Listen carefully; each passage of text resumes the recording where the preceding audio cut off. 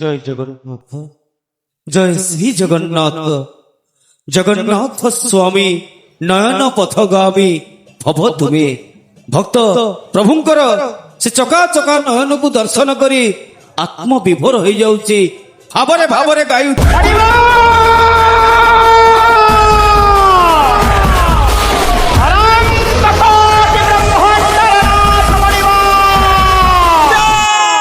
भला आखिटे पाइच शांते, भला आखिटे पाइच। जे तो देखुची से तो कहूची तुम्हें ताड़े चाहिच।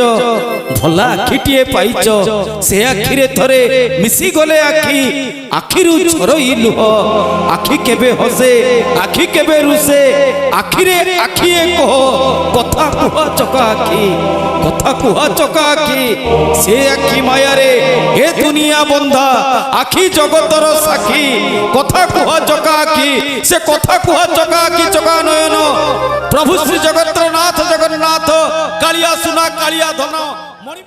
हे महाप्रभु, हे कालिया शांत, हे करुणा वरुणालय, कोटि राजांकर जी मौड़ा मणि सी जहांकर मस्तक आपणंकर चरण रे प्रलंबित।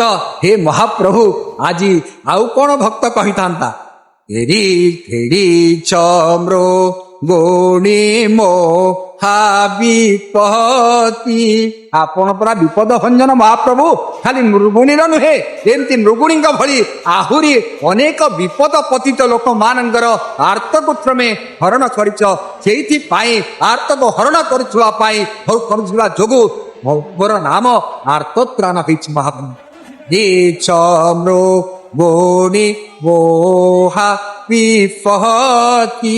मृगुणी की दर्शक बंधु कौन विपत्ति पड़ता ना, मृगुणी कोल गोटे छुआटी, मृगुणी पेटरे छुआटी हूँ। तो यही भाव में गोटे पटे व्याध शिकारी से जाल बिछे देछि, आउ गोटे पटे कुकुर मान रखिदे, आउ गोटे पटे कौन कर निआ जलैछि, आउ गोटे पटे निजे धनुषर धरिकी जगी बसी। केतबले ये मृगुणी को बधिबी, ताके मु शिकार करदेवी। यह ही मृगुणीर विपत्ति। केतबले जीवन उपर विपत्ति पड़े, सेतबले आउ केही मने पड़ती नाही, बापा मने पड़ती नाही, माँ मने पड़ती नाही। एवं ये संसार जो मानक ठारू साहाय्य आशा करे, तांको ठारू साहाय्य न मिलिला तेबे सेठी जीव कण करे, हाथ टेकी दिए कहले महाबा। देवता मध्य इंद्र अग्नि यम वरुण निरुत ये समस्त दश दिगपाल ये साक्षात ब्रह्मा मध्य आसिकी महाप्रभु को दर्शन करने निमंते क्यों कौ रूप में आसिकी महाप्रभु को दर्शन करुँच। ये अपूर्व श्रद्धा बाली रही महाप्रभु को दर्शन करी गीतांजलि पुष्पे कहते, हे महाप्रभु तमादि देव पुरुष पुराण तमस्य विश्वस्य परम निधान।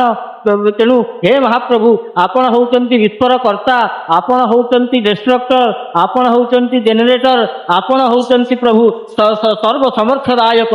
तेणु आपण चार दुख को हरण कर आदि भौतिक आदि दैविक आध्यात्मिक ए जीवन जो तीन ताप थाए ये तीन ताप को हरण कर दियंती। तेणु साक्षात ब्रह्मादि देवता माने आसी महाप्रभु को गीतांजलि पुष्प दर्शन करथांती एवं साक्षात मुक्ति लाभ करबा पई ये देवदुर्लभ दर्शन करिथांती। ए देवदुर्लभ यात्रा जो यात्रा को देखिबा पई आमे समर्थ होउते, किंतु देवता माने समर्थ हेउनांती। तेणु देवता माने मध्य लुचि करी आसीचंती एवं महाप्रभु को दर्शन करुचंती। साक्षात